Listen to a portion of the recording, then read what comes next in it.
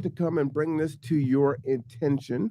Uh, as you know, I am running for city council, and my intent is to document this experience, and in the hopes that democracy can be for all.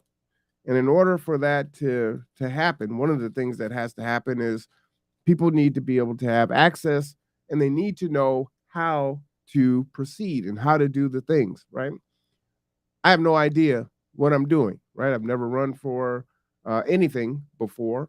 Um, and so it's my first time. I don't really talk to people who run for office. We don't, or, I know people that are in office or have run, but we don't have conversations like that. What do you do in this situation? What about this? What about that? Well, one of the things that has come up, right? I run a nonprofit, and I hear from a lot of people, well, I'm part of a nonprofit, or I work for a government entity, or I'm part of a union. There's lots of different reasons on why people feel like, oh, I can't endorse a candidate, or maybe I can't speak out at all. I can't do those things. And I think in communities that have feel like they have been disenfranchised historically, especially Black communities, if you don't know what the rules are, then you're just going to abstain. You may have never voted. Maybe you voted before, but you didn't believe in it, and so you stop voting. Whatever you feel like you've been disenfranchised, whatever reason, right? So you've got that. Then maybe you do start to get into uh, politics on some level, but you still may not understand what the rules are. So there's a lot of, uh, well, this should be okay, or maybe you can do that, or maybe you can do that. And that's not good enough, right? So that sounds like a scary, dangerous situation if you're telling me you think I can do something or it should be okay, right? And so shout out to Indivisible. I met with them on Monday with some of their folks. And even they were saying, you know what, why don't you just reach out and uh the actual answer, so it's not, I think this is okay. I think you should do this. So I want to share this with you. And I will send this also to the person who is running. Shout out to Jane, uh, because her folks should know about this too. Everyone should know about this. And so I hope that this is helpful for people. And so I sent this out this today. I'm just going to scroll down and I'm going to read it. I said, and this is where this is going. This went to the Washington Public Disclosure Commission. Okay, for those of you that are watching in Washington State, I'm in Washington State.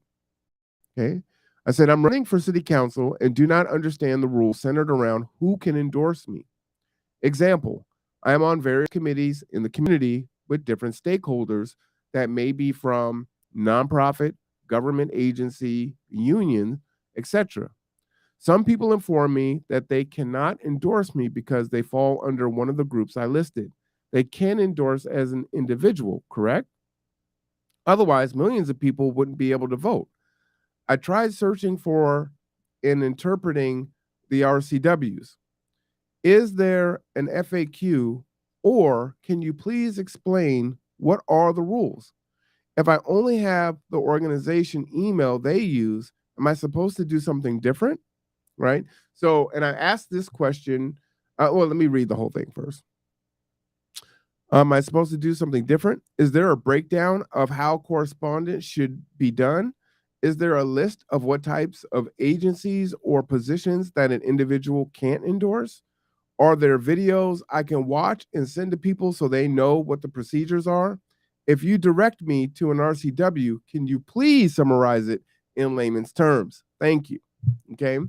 So again, the reason why I think this is important is, I've been hearing from some folks, oh, I can't do this and I can't do that, right? This was I was operating under this impression myself. But now that I'm running, right, I need to actually know the answer to this question. And so I sent that on. Here's the response that I got. Marwan Cameron, an individual may endorse a candidate, and if the individual holds a position such as state government office, campaign literature citing the endorsement may include the office that person holds. A campaign should avoid implying that a government agency itself endorses the candidate. An individual who says they may not personally endorse a candidate may be complying with an agency policy that is held by the entity where they hold office or employed. Sincerely, or thank you, Scott Haley, filer for the who is an assistance specialist. And then below is it says Washington state law established email as the PDC's official means of communication as of June 7th of 2028.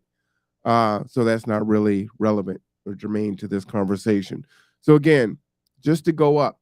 So there's two things going on, right? So one, if you hold a position in state government, in an office, uh, campaign literature citing the endorsement may include the office that person holds, right?